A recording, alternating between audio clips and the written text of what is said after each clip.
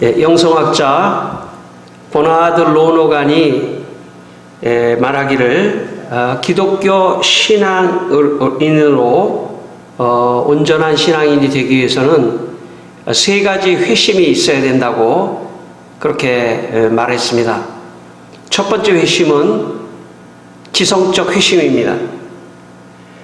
두 번째 회심은 도덕적 회심입니다. 세 번째 회심은 종교적 회심입니다. 첫 번째 지성적 회심은 자신의 고집센 태도나 생각을 바꾸는 그런 회심입니다. 두 번째 도덕적 회심은 자기에게 만족을 주는 것으로부터 보다 더 가치 있는 것으로 자신의 선택의 기준을 변화시키는 그런 회심입니다.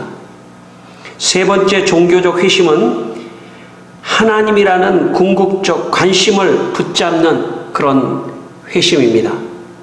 로너가는 이 세 가지 회심이 서로 연관성을 가지면서 서로의 지평을 넓혀가야 온전한 신앙인이 된다고 말을 했습니다.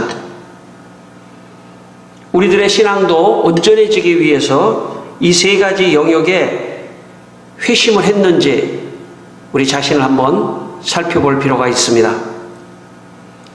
나는 지금 하나님 앞에서 내 고집과 태도, 생각을 바꾸려고 하는 지성적 회심을 했는지 한번 우리 자신에게 이 시간 물어보는 귀한 시간 되시기를 바랍니다. 두 번째, 도덕적 회심으로 내가 중요하게 생각하는 가치, 이 세상에 살아가는 나의 가치가 변화되고 있는지를 살펴보는 그런 도덕적 회심을 했는지를 다시 한번 살펴보는 여러분이 되시기를 바랍니다.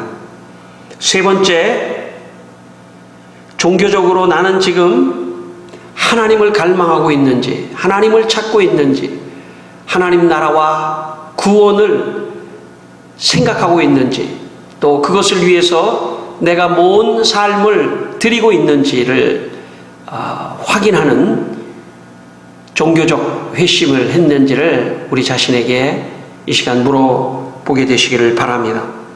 마태복음 5장 48절 말씀에 예수님께서 하늘에 계신 너희 아버지의 온전하신 것 같이 너희도 온전하라, 그렇게 말씀하셨습니다. 이 시간 지성적 회심, 도덕적 회심, 그리고 종교적 회심의 균형을 이루어서 여러분의 신앙이 온전한 신앙인이 되시기를 주의 이름으로 축원합니다. 오늘 성경 말씀 16절에 보시면 어떤 사람이 예수께 찾아와 선생님이여 내가 무슨 선한 일을 하여야 영생을 얻으리까? 라고 질문을 했습니다. 여기 예수님을 향하여 선생님이라고 말한 것, 그것은 굉장히 중요한 호칭입니다. 왜냐하면 적어도 이 사람은 아마 유대인일 가능성이 많은데, 유대인들은 랍비, 선생님이라고 부른 사람들은, 불림을 받은 사람들은 바로 서기관들 같은 사람들입니다. 그들은 종교적으로 평생 직업적으로 종교를 연구하고 또 유대교를 연구하고 유대교를 가르치고 율법을 가르쳤던 그런 사람들입니다. 그런 사람들을 향해서 대개 유대인들은 랍비여, 선생님이여 라고 말했기 때문에 예수님을 찾아와서 선생님이라고 말을 한 것은 굉장히 중요한 그 호칭이라고 말할 수 있습니다. 왜냐하면 예수님은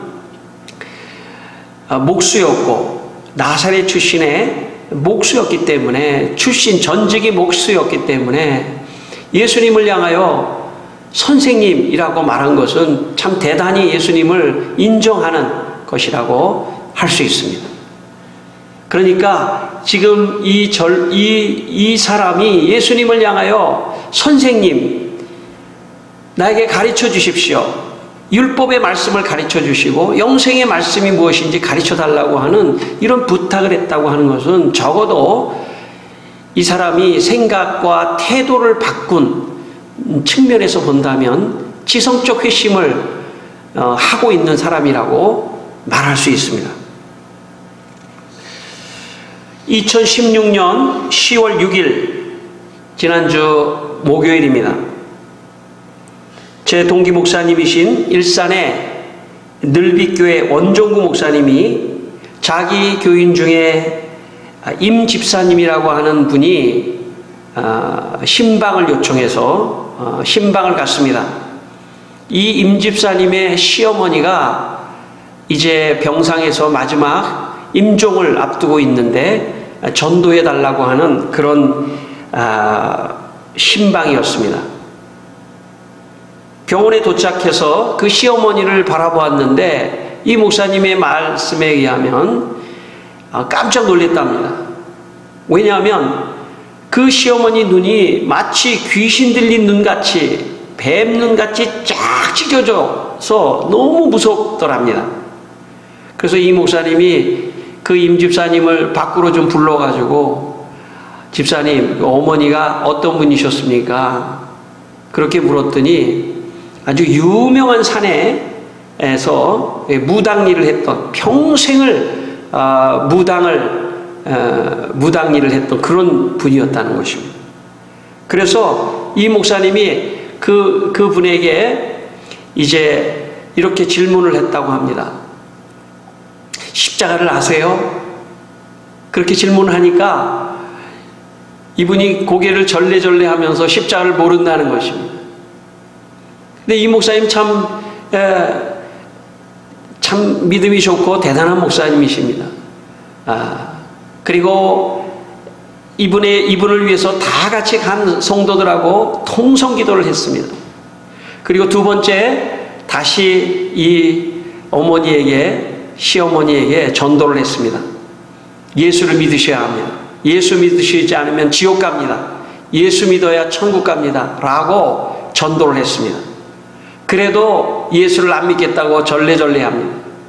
이 목사님이 또 통성기도 했습니다. 그리고 기도한 다음에 예수님 십자가 옆에 두 사람이 있었는데 마지막 순간에 예수님을 영접해서 낙원에 이르렀습니다. 그래도 또 절레절레 예수를 안 믿겠다고 그렇게 얘기했습니다. 근데 이 목사님이 거기서 끝났으면 좋은데 절대 끝나시는 분이 아닙니다. 또 통성으로 기도하고, 그래서 이제 세 번째 통성 기도하고 그분에게 또 여쭙습니다. 예수 믿으셔야 합니다. 모르겠습니다. 그분이 뭐 지쳐서 그랬는지 모르지만 아마 그런 것 같지는 않고 성령이 역사하셨겠죠. 그분이 고개를 끄덕끄덕 하면서 예수 믿겠다고 그렇게 고백을 했습니다. 그리고 이틀 후에 그 시어머니는 돌아가셨습니다. 나중에 안 사실이지만 그 며느리가 일평생 그 시어머니를 위해서 기도했습니다. 중보하며 기도했습니다. 여러분, 우리가 다른 사람을 위하여 기도한다는 것은 놀라운 참 하나님의 역사를 이루는 것입니다. 저는 여러분이 참 다른 분들을 위해서, 다른 분의 구원을 위하여 기도하시는 여러분이 되시기를 바랍니다. 이 시어머니는 일생 동안 무당을 하면서 자기의 생각을 바꾸지 않았는데 참 성령의 역사로 인해서 자기의 고집된 태도와 생각을 바꿨다고 하는 차원에서는 아마 그분은 지성적 회심을 했다고 말할 수도 있겠습니다. 뿐만 아니라 그 회심이 정말 예수를 영접하고 갔기 때문에 이분은 종교적 회심도 동시에 했다고도 말할 수 있습니다. 여러분은 지금 지성적 회심을 하셨습니까? 세상의 그 어떤 철학과 어떤 사상과 어떤 것에도 예수님의 말씀이 더 우선한다고 하는, 그래서 예수님을 선택했다고 하는 자기의 고집과 생각을 내려놓고 예수님을 선택하는 그런 마음으로 지금 여기에 계신다면 여러분은 지성적 회심을 하신 것입니다. 저는 여러분이 이 시간 지성적 회심을 하게 되는 은혜가 있기를 바라며, 지성적 회심, 오늘 우리에게 주시는 하나님의 도전의 말씀입니다. 오늘 본문 16절에 보시면 16절 후반절에 이 사람이 예수님께 찾아와서 질문을 합니다. 무슨 선한 일을 하여야 영생을 얻으리이까? 이 사람의 질문을 가만히 보면 영생을 얻기 위하여 선한 일을 해야 되지 않겠습니까? 라는 생각이 이 안에 깔려 있습니다. 이 사람의 기준은 도덕적인 것입니다. 영생을 얻기 위해서 내가 어떻게 도덕적으로 행동을 해야 영생을 얻을 수 있겠습니까? 라는 도덕적 관점에서 영생을 지금 접근하고 있습니다. 그때 예수님께서 살인하지 말라, 간음하지 말라, 도둑질하지 말라, 거짓 증거하지 말라, 내 부모를 공경하라, 내 이웃을 내 자신과 같이 사랑하라. 그러면 영생이 너에게 있을 것이다. 이렇게 예수님께서 그 사람에게 말해줬습니다. 한마디로 말하면 10계명의 5계명부터 10계명을 예수님께서 말씀하셨는데, 이것을 다른 말로 얘기하면 당신 도덕적 회심을 했느냐를 질문한 것입니다. 20절에 이 사람이 예수님에게 이렇게 말합니다. 이 모든 것을 내가 지키었으니 아직도 무엇이 부족합니까? 자신은 바로 예수님이 말씀하시는 이 도덕적 회심을 했다는 것입니다. 이 도덕적 회심을 자기는 했기 때문에 이제 난 영생에 들어갈 수 있는 거 아닙니까? 라고 지금 예수님께 말했습니다. 만약 이 사람이 5계명부터 10계명을 잘 지켰다면 적어도 이 사람은 도덕적 회심까지는 한 사람이라고 말할 수 있습니다. 서방 교부 아우구스티누스라고 하는 유명한 교부가 있었습니다. 그는 머리가 똑똑해서 북아프리카 출신이었지만 당시에 이탈리아 로마에 가서 수사 교수를 할 만큼 그런 명예를 얻었고 또 돈도 벌었던 그런 사람입니다. 그런데 그가 하나님을 믿고 세례를 받게 됩니다. 아우구스티누스의 전기를 쓴 포시디우스라고 하는 사람이 아우구스티누스가 세례를 받고 고향에 돌아왔을 때 그가 어떤 행동을 했는지를 그의 전기를 통해서 우리에게 보여주고 있습니다. 포시디우스는 이렇게 기록을 남겼습니다. 세례의 은총을 받은 아우구스티누스는 아프리카에 있는 고향집으로 돌아와 3년 동안 머물렀다. 그리고 자신의 모든 재산을 포기하고 주님의 법을 되새기면서 하나님을 위하여 사셨다. 아우구스티누스에게 있어서 진정한 회심은 지성적 회심만이 아니라 도덕적 회심만이 아니라 종교적 회심을 해야 된다고 그는 생각했습니다. 그 종교적 회심의 가장 중요한 것은 자신의 재산을 포기하는 것이라고 아우구스티누스는 생각했던 것입니다. 오늘 본문 21절에서 예수님께서 그 사람에게 이렇게 말했습니다. 내가 온전하고자 할진대 가서 내 소유를 팔아 가난한 자들에게 주라. 그리하면 하늘에서 보화가 있으리라. 그리고 와서 나를 따르라. 그렇게 말씀하셨습니다. 예수님께서 그 사람을 보니까 지성적 회심은 한 것 같고 도덕적 회심을 한 것 같은데 마지막 종교적 회심을 했는지를 지금 물어보고 있습니다. 그 종교적 회심에서 가장 중요한 것은 물질, 재산이라고 주님께서 생각하시고 그 재산을 팔아 가난한 자에게 줄 수 있는지를 질문하신 것입니다. 정말 종교적 회심을 한 사람은 자신의 재물을 포기할 수 있는 사람입니다. 하늘의 보화를 쌓아놓을 수 있는 사람입니다. 자기가 이 세상에서 재물을 포기하고 하나님의 영광을 위하여 재물을 드릴 수 있는 사람, 그 재물을 사용할 수 있는 사람은 바로 주님께서 하늘의 보화를 쌓아놓는 것이라고 주님 말씀하고 계시는 것입니다. 그러므로 종교적 회심은 이 물질과 아주 밀접한 관계가 있습니다.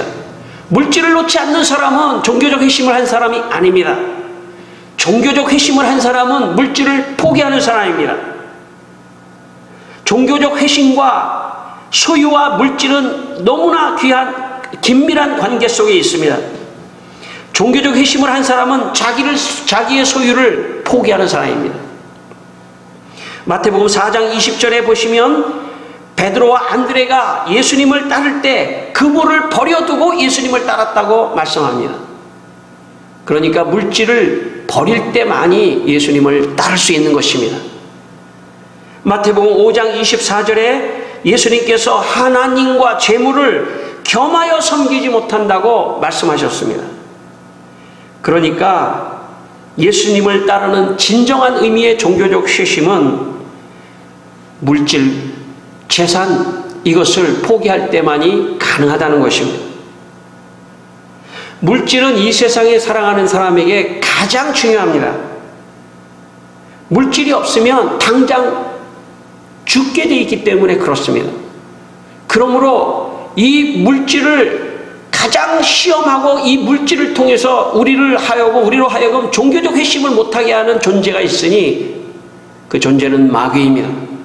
마귀가 모든 사람들에게 물질로 그의 발목을 잡고 물질에 빠지게 하고 물질에 집착하게 하고 물질에서 헤어나오지 못하도록 물질로 그 사람을 시험하고 그 사람을 얽매는 것입니다. 죄로 타락한 인간에게 가장 인간의 이 죄성이 드러나는 것이 바로 물질입니다. 물질에 빠지고 물질을 섬기고 물질을 우상화하고 물질주의에 빠져 있는 것입니다. 그래서 구약의 바알신도 풍요의 신입니다. 바알 우상을 떠나라고 하나님 말씀하신 것은 바로 물질을 섬기는 그 우상에서 떠나라는 것입니다. 성경은 돈이 일만하게 뿌리가 된다고 말씀하고 있습니다. 돈에 집착하는 것은 일만하게 뿌리가 되는 것입니다. 그만큼 물질이 인간의 모든 삶을 다 장악하고 있습니다. 마귀가 장악하고 있습니다. 죄가 장악하고 있습니다. 그러므로 교회에 오셨을 때에도 도덕적 회심, 지성적 회심은 했을지라도 종교적 회심으로 넘어가기 위해서는 반드시 이 물질을 포기해야 되는 결단이 있으셔야 합니다. 저는 오늘 이 시간 여러분 모두가 이 물질을 포기하는 진정한 의미의 종교적 회심을 하는 여러분의 신앙이 되시기를 주의 이름으로 축원합니다. 1900년 4월, 그러니까 지금으로부터 116년 전 강화도 북부 해안 홍이마을이라고 하는 마을에 최고의 부자인 종순일이라고 하는 부자가 살고 있었습니다. 그런데 어느 날 이 종순일이라는 사람이 예수를 믿게 됩니다. 복음을 듣고 예수를 믿었습니다. 그러다가 말씀의 은혜를 받고 그는 결단을 하게 됩니다. 자기에게 빚진 사람들을 다 집으로 초대합니다. 여러분, 이 빚진 사람들이 얼마나 마음이 참 겁났겠습니까? 야, 저 돈 빌려준 사람이 우리한테 이자라도 더 받으려고 하는 거 아닌가? 돈에 대해서 좀 압력을 넣으려고 하는 게 아닌가? 모든 사람이 마음을 졸이고 그 종순일 씨의 집에 모였습니다. 이 종순일, 이분이 위대한 말을 합니다. 여러분, 나는 예수 믿고 내 죄가 어마어마하게 많은 죄인인데 하나님이 내 죄를 용서해 주시고 탕감해 주셨는데 내가 어찌 여러분에게 빌려준 100냥, 1000냥, 10,000냥을 내가 어찌 탕감해 주지 않을 수 있겠습니까?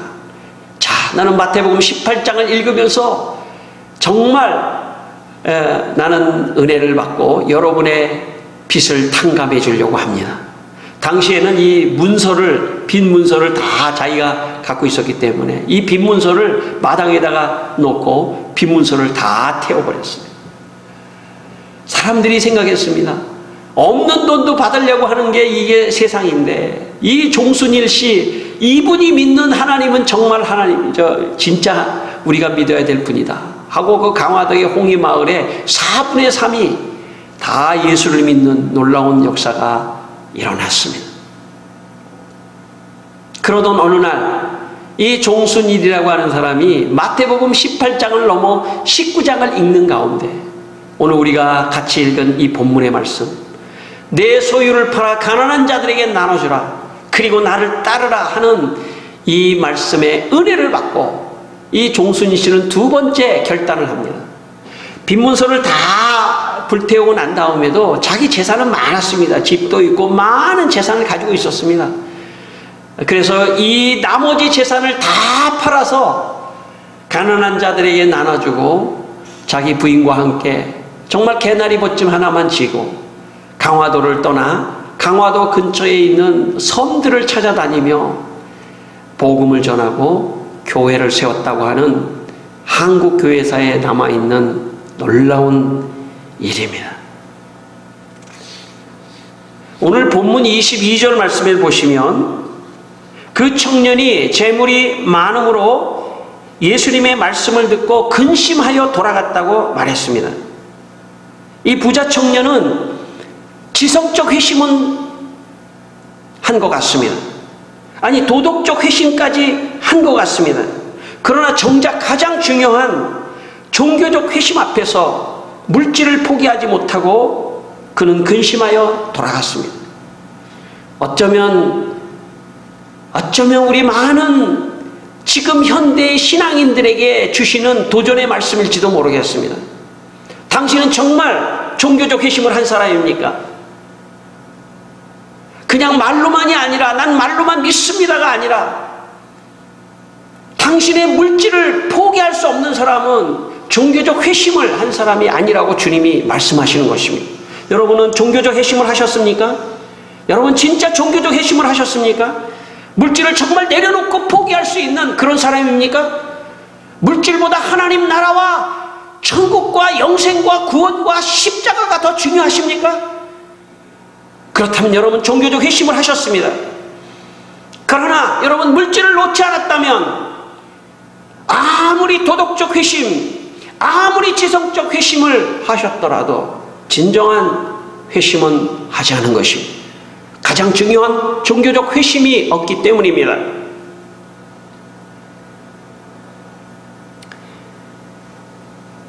물질을 포기하지 않은 한 진정한 의미의 종교적 회심은 없습니다.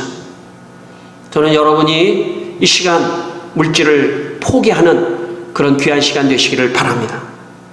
내 소유를 팔아 가난한 자에게 나눠주라라고 하는 예수님의 말씀은 부자에게만 하신 것이 아닙니다. 오늘 우리 모든 사람들에게 하시는 말씀입니다. 우리 오늘 모든 성도들에게 하시는 말씀입니다. 오늘 내가 가지고 있는 이 모든 재산은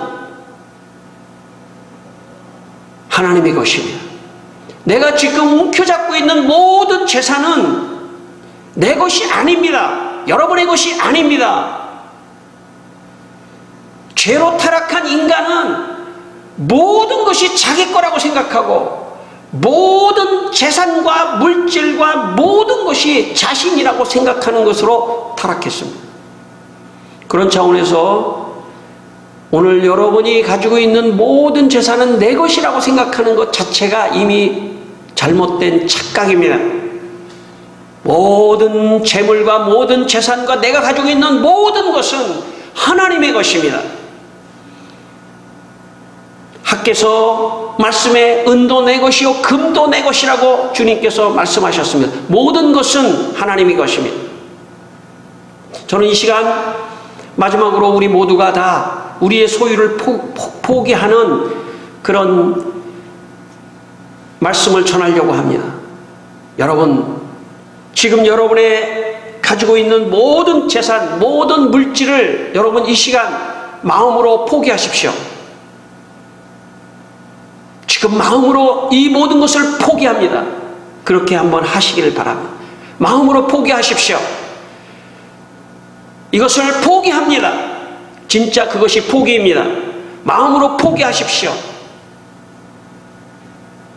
그리고 그 포기한 물질을 다시 하나님이 받으셨다가 다시 여러분에게 주시는 상상을 해보시기를 바랍니다. 여러분, 겉으로는 지금 아무 일도 일어나지 않은 것처럼 보일지 모르겠습니다. 겉으로는 지금 내 통장에 돈이 옮겨지지도 않았습니다. 내가 가지고 있는 다른 물질도 움직여지지 않았지만 지금 여러분의 마음속으로 그 재산을 포기하고 물질을 포기하는 순간 오늘 주님께서 말씀하신 것처럼 내 소유를 팔아 가난한 자에게 나눠주라고 한 것처럼 여러분은 지금 실천하신 것입니다. 그리고 그 소유를 다시 받으십시오. 그 소유를 다시 받는 순간 그 소유는 더 이상 내 것이 아니고 주님이 내게 맡겨주신 물질입니다. 그렇기 때문에 오늘 우리가 감사하며 살 수 있는 것입니다. 하나님이 나에게 다시 주신 그 물질은 내 것이 아니고 하나님께서 맡겨주신 것이기 때문에 감사하게 그 물질을 사용하는 것입니다. 뿐만 아니라 그 물질은 나만을 위해서가 아니라 하나님 나라와 하나님의 영광을 위하여 그 물질을 사용하는 사람으로 변화되는 것입니다. 오늘 여러분의 삶 속에 이런 은혜가 있기를 바랍니다. 진정한 의미의 종교적 회심이 일어나기를 바랍니다. 오늘 말씀을 듣고 내 물질을 다 포기하고 다시 주님께서 주시는 물질을 받으셨다면 오늘 여러분은 종교적 회심을 하신 것입니다. 오늘 이 시간 말씀을 마치면서 여러분 모두에게 지성적 회심과 도덕적 회심에서 머물러 계시지 말고 물질을 하나님께 날마다 헌신하고 드리며 하나님의 영광을 위하여 이웃을 위하여 사용하는 그 물질로 변화되는 종교적 회심까지 일어나는 거룩한 시간이 되시기를 주님의 이름으로 축원합니다. 기도하겠습니다. 다 같이 기도하겠습니다. 하나님 아버지, 이 시간 우리 성도들에게 주님 지성적 회심, 도덕적 회심만이 아니라 주여 아버지 하나님, 물질을 하나님 앞에 내려놓고 포기하고 주님 앞에 이 물질을 다시 받는, 그래서 이제 하나님의 영광을 위하여 이 물질을 사용하는 종교적 회심까지 일어나는 거룩한 시간이 되게 하여 주시옵소서. 예수님의 이름으로 감사하며 기도드리옵나이다. 아멘.